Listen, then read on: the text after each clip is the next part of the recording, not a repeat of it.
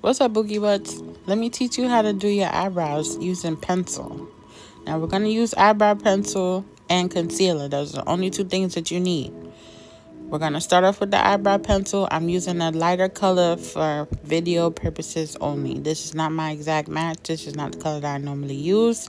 I just use this for the video. So, you're going to map out your brows. You're going to follow your natural shape of your brow. You're going to go immediately under and immediately above. Your arch depends on how your natural arch falls or how high or how low you want your arch to be. The higher, the more, I guess, surprised you look. The lower, the more sullen you look. So what you do on one side, you do the same to the other. You're going to map out the bottom as close as possible, and then you're going to map out the top as close as possible. Some people like their ends sharp. Some people like their ends to come to a point. Some people like their ends to come to a round. I particularly like the cat look, so I go for the pointed look. My arches are far back. This is how I like it. I like that, I guess, mean effect. Once you carve out your brows, top and bottom, you're going to fill them in. Now, in the front, I always feather the front. I feather the front to make sure it looks like it has some sort of hair-like, I guess, effect, or, like hair strokes. So that's what I normally do in the front. And then I just fill in the rest. The front is the only ones that I stroke. It does become a little bit less defined once we're done, because I normally go over it with a spoolie to blend it in so it could look more natural. Once that's done, I constantly check to make sure that they're even, to make sure that they're to my liking. So that's why you always see me stop, look up, check again, make sure that they're even. Once I'm satisfied, then I fill them in. Fill them in. You're not going to press super hard. You're going to press very light. You don't want this to be like super dark brows, and you don't want it to look foreign on your face. So we're going with light strokes. This is a cream pencil. I do not use certain brands. This is a LA Girl brand. I do normally use Benefit's eyebrow kit in order to do my brows, but I love how LA Girl is also a cream pencil, so it also comes out smooth. And by the way, this is not sponsored, so I just gave y'all a plug. I do use LA Girl on my clients or some people who want their brows done. I use LA Girl, or I will use Benefits. Those are only my go-tos. Those are the only two that I do use. So, yeah.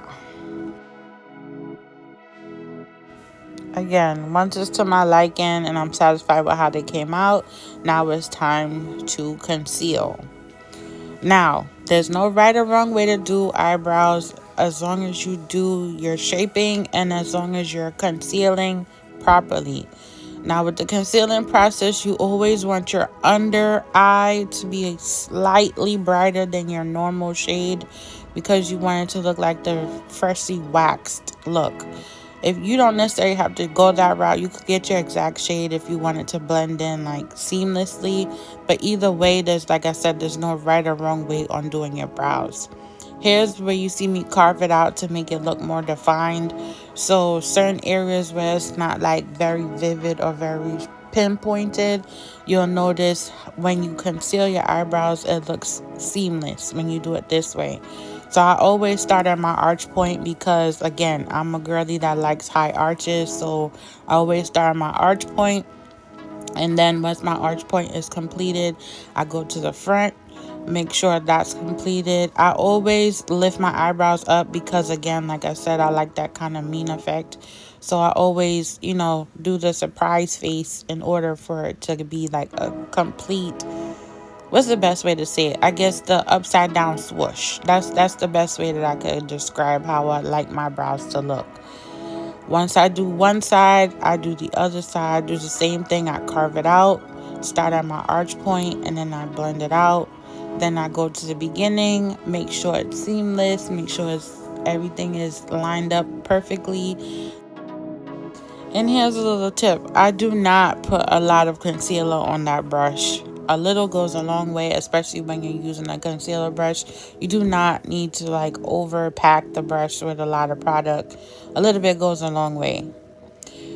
Once that's done, again, I go to the front, make sure it's lined up properly.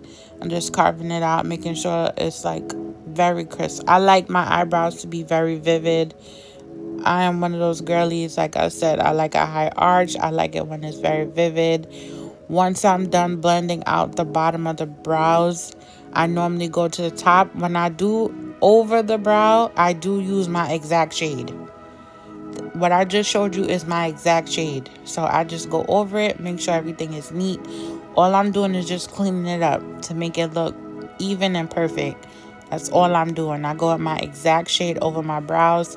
And then I also do the center to make sure that my brows are lined up perfectly and that I have what they call a L shape for your brows. So think of the middle of between your brows as a box.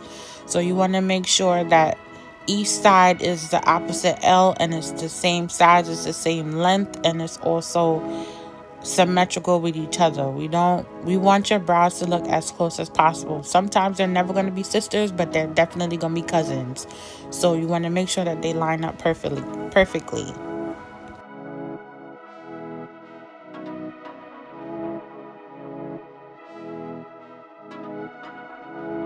Once they're to your liking and they're shaped perfectly and you're satisfied with it, now we blend.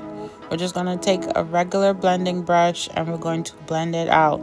You're going to blend out and fluff out that concealer, and you're going to try to buff it out to make sure that it looks seamless and you're satisfied with the look that you have. Once that's done, you're all completed and we're done. See you guys in my next one. Bye.